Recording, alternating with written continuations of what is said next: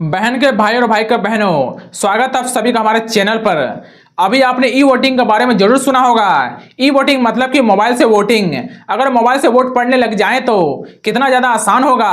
हर व्यक्ति अपने घर से वोट दे पाएगा। इसके अलावा जो व्यक्ति जहां है वहीं से वोट कर पाएगा। किसी को बूथ पर धक्का नहीं खाना पड़ेगा। यहाँ तक कि कोई व्यक्ति आलसी था, पहले नहीं जाना चाहता था, वह व्यक्ति कोई काम के बहाने करके नहीं जाना चाहता था, विकलांग है, बुजुर्ग है, गर्भवती महिला है, नहीं पहुंच पाती थी बूथ पर और वोटिंग नहीं कर पाती थी। इसको सरल बनाने के लिए ई वोटिंग का प्रक्रिया लाया गया है। इसके अलावा क्या होता है कि आप मोबाइल से वोट गिरा सकते हैं। अभी इसका एक्सपेरिमेंट किया गया है और ई वोटिंग में जिनका रजिस्ट्रेशन था, जिनमें 70% लोगों ने वोटिंग के द्वारा हिस्सा लिया। इसके अलावा बूथ पर जाकर लोगों ने वोटिंग किए हैं। राउंड फिगर में सारा वोटिंग 62 से लेकर 65% तक रहा। तो आपको मैं बता दूं कि ई वोटिंग कराने से बहुत ही आसान हो जाता है। बहुत कम लोगों की वोट छूटने की संभावना होती है। दोस्तों, अब मैं बता दूं कि बिहार राज्य आयोग ने ई वोटिंग की व्यवस्था इसलिए लाया है कि एक तो एक्सपेरिमेंट हो जाएगा, दूसरा क्या है कि यह पता चल पाएगा कि लोग ई वोटिंग में किस तरह से हिस्सा लेते हैं। दोस्तों, वीडियो पर नए हो तो वीडियो को लाइक और चैनल को सब्सक्राइब जरूर कर लें। तो चलिए शुरू करते हैं। दोस्तों, इसका प्रक्रिया क्या है तो मोबाइल से बिल्कुल आसान है। इसमें भी बिल्कुल गुप्त रूप से हर चीज होता है। किस पार्टी को आप वोट दे रहे हैं, किसको दे रहे हैं, यह आपका गुप्त रहेगा। और आपको बता दो कि इसमें सारा चीज जैसे आप एक बूथ पर वोटिंग करते हैं वही प्रक्रिया सेम टू सेम इसमें रहेगा। सारी पार्टियों का सिंबल रहेगा।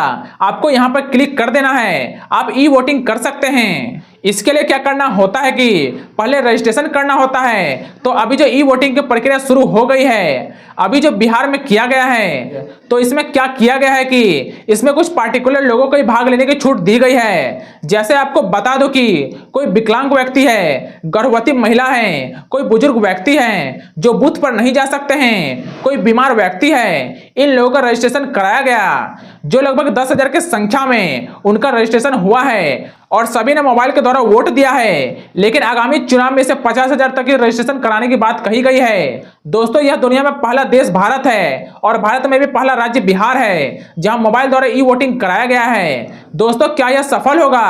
क्या इसमें गड़बड़ी नहीं होगा? क्योंकि ईवीएम पर जब सवाल उठाए जा सकते हैं तो आपको क्या लगता है कि मोबाइल से वोटिंग होगा तो इस पर भी सवाल नहीं उठेगा।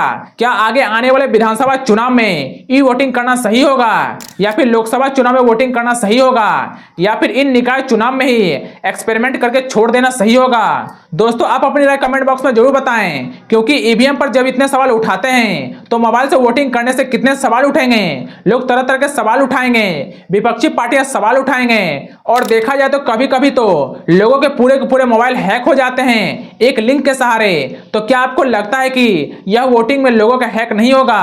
अगर गड़बड़ी नहीं होगी, इस पर भी बहुत सारे सवाल उठेंगे। इसलिए इसे आमतौर पर लागू नहीं किया गया है। इसलिए यह रजिस्ट्रेशन कराकर 10,000 लोगों के एक्सपेरिमेंट किया गया है। इसके बाद आगामी चुनाव में 50,000 लोगों का एक्सपेरिमेंट किया जाएगा।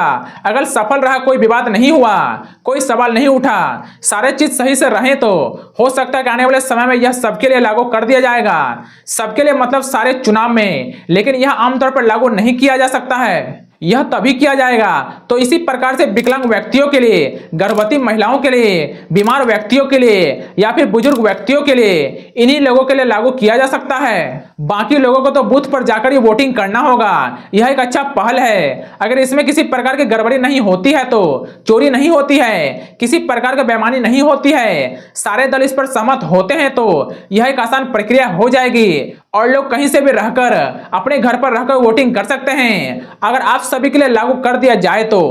दोस्तों, आज के लिए बस इतना ही। वीडियो इन्फॉर्मेटिव लगे तो वीडियो को लाइक और चैनल को सब्सक्राइब जरूर कर लें। तो चलिए, अब मैं मिलूंगा आपसे अगली वीडियो में। तब तक के लिए जय हिंद।